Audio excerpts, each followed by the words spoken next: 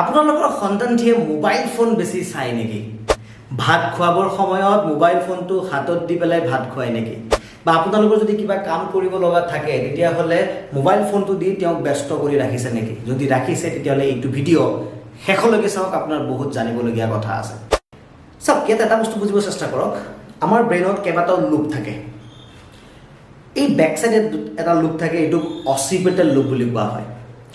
এই অচিপিটেল লুপটোতে আমি যিমান ইমেজ দেখা পাওঁ, আমি যেতিয়া কেমেৰাটো দেখি আছোঁ, আপোনালোকে মোৰ ভিডিঅ'টো দেখি আছে, এই বস্তুবিলাক ক'ত ফৰ্ম হৈ আছে? বেক চাইডে ফৰ্ম হৈ আছে। এইটো অচিপিটেল লুপ বুলি কোৱা হয়। আমি যিমান ভিজুৱেল বস্তু দেখোঁ চব এই ব্ৰেইনটোত ফৰ্ম হয়। এই ব্ৰেইনটোৱে কালাৰফুল বস্তু বিচাৰি থাকে। এনি টাইম তেওঁলোকৰ কিবা কালাৰফুল বস্তু চাব মন গৈ থাকে।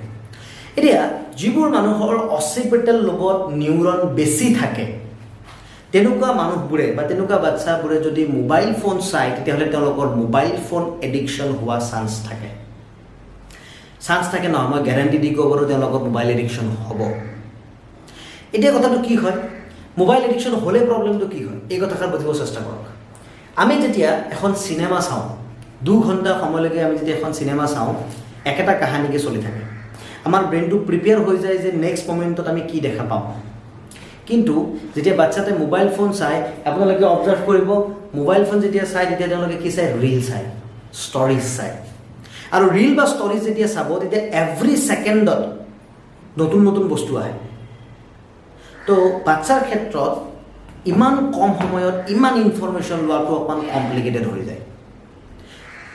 এনেও যেতিয়া মানুহ এটা বাচ্চা হৈ থাকে, বাচ্চা অৱস্থাত কি হয়, চাৰাউণ্ডিঙৰ পৰা বহুত ইনফৰমেশ্যন লৈ থাকে। সেই সময়ত যদি মোবাইল ফোনটো বাৰ বাৰ দিয়া হয়, ঘণ্টাৰ পাছত ঘণ্টা মোবাইল ফোনটো দিয়া হয় আৰু তেওঁলোকে ৰীল চাই থাকে, এভৰি ছেকেণ্ডত তেওঁলোকৰ ব্ৰেইনত ডাটা সোমাই থাকে।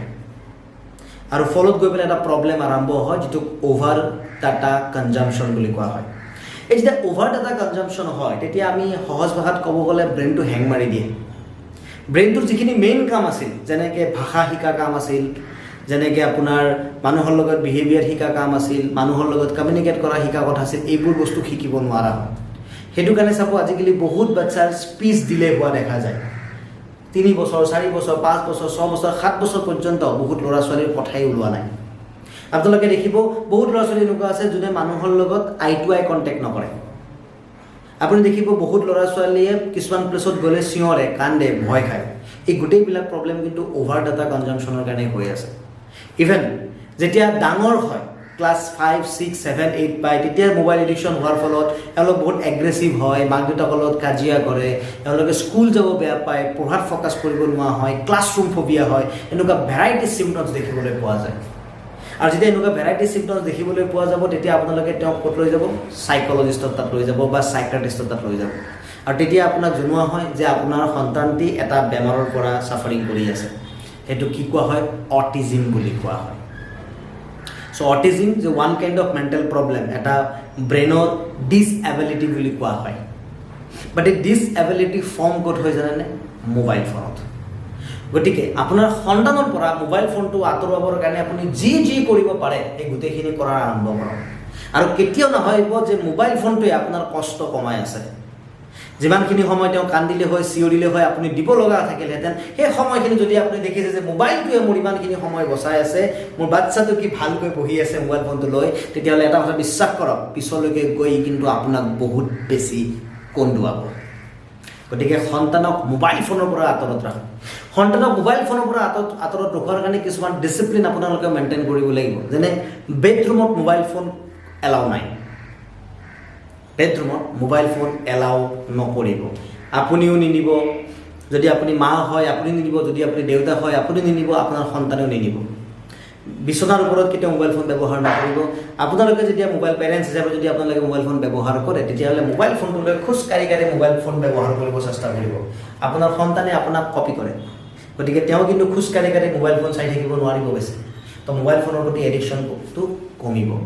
মোবাইল ফোনৰ জেগাত তেওঁৰ লগত আপোনালোকে বাহিৰত ওলাই গৈ খেলক, মাটিত খেলক, পানীত খেলক, বোকাত খেলক, কোনো প্ৰব্লেম নাই। মোবাইল ফোনত দিয়াতকৈ আপুনি তেওঁক কাৰোবাৰ লগত খেলিব দিয়ক, আপুনি আলহীক ঘৰত লৈ যাওক, আপুনি তেওঁলোকক উৎপাত কৰিব দিয়ক, বস্তু পেলাব দিয়ক, বস্তু ভাঙিব দিয়ক, কোনো প্ৰব্লেম নাই। এই বস্তুবিলাকে ইভেন ক্ৰিয়েটিভ ব্ৰেইনটো বঢ়াইহে, কিন্তু মোবাইল ফোনটোৰ পৰা আঁতৰত ৰাখিব। আমি লাষ্ট 1 বছৰত মই যিমানখিনি কাউন্সেলিং কৰিছোঁ, তাত যিমানখিনি মোবাইলৰ কেছ আহিছে এডিকশ্যনৰ কেছ আহিছে, আমাক ভয় খুৱাই দিয়ে মই নিজে ভয় খুৱাই যাওঁ এতিয়া মোৰ সন্তানটিক লৈ যে এনেকুৱা কিছু প্ৰব্লেম অহা হৈছে যাৰ সলিউশন আপুনি ক'তো নাপায় না কোনোবা সাইকোলজিষ্টে আপোনাক গ্যাৰান্টি দি ক'ব পাৰিব যে এইটো প্ৰব্লেম ঠিক হ'ব না কোনোবা সাইকিয়াট্ৰিষ্টে গ্যাৰান্টি দিব ঠিক হ'ব ঠিক কৰিব পাৰিব কেৱল আপোনালোকে আৰু আপোনালোকে যিটো পৰিৱেশ তেওঁ দিব সেই পৰিৱেশটো তেওঁ ঠিক কৰিব পাৰিব গতিকে প্ৰব্লেমটো হোৱাৰ পাছত হাবাতৰি হোৱাতকৈ প্ৰব্লেমটো হোৱাৰ আগতে সজাগ হৈ যাওক তেতিয়াহে আপুনি আপোনাৰ সন্তানটিৰ উজ্জ্বল ভৱিষ্যত কামনা কৰিব পাৰিব ভিডিঅ'টো শেষৰ বাবে চোৱাৰ বাবে ধন্যবাদ